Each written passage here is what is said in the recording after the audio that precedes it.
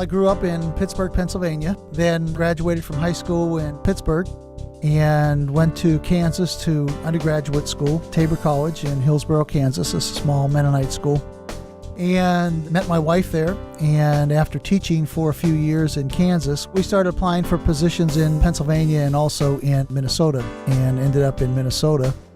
And then I worked as a placement director for 5 high schools prior to coming to Minnesota State in Mankato. It was a little different world during that period of time.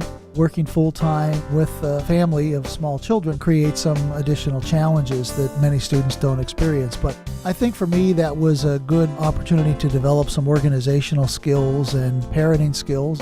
When I finished my master's degree here, I was employed with the Student Part-Time Employment Program on campus back when there was a time that much of the financial aid was being cut due to financial difficulties both within the state and also nationally.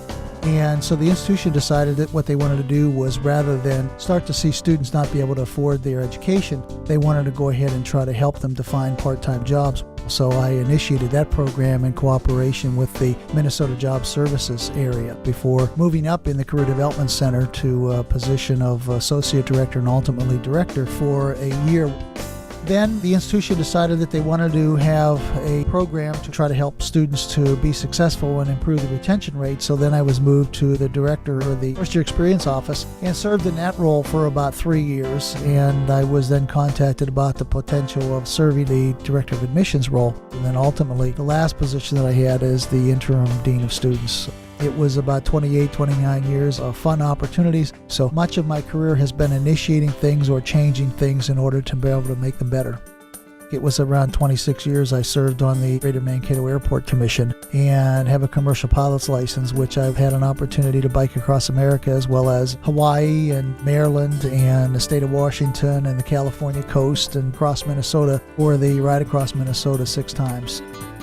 Almost daily, you had opportunities to experience success that students had, and I think that was probably one of the more rewarding things for me, was the opportunity to see people's dreams come true.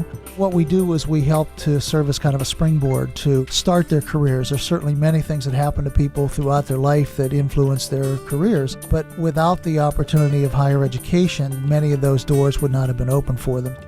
I would say for students to chase your dreams, because if you do that, you'll find yourself to be in a career that is rewarding, and you will then emerge from that as being successful.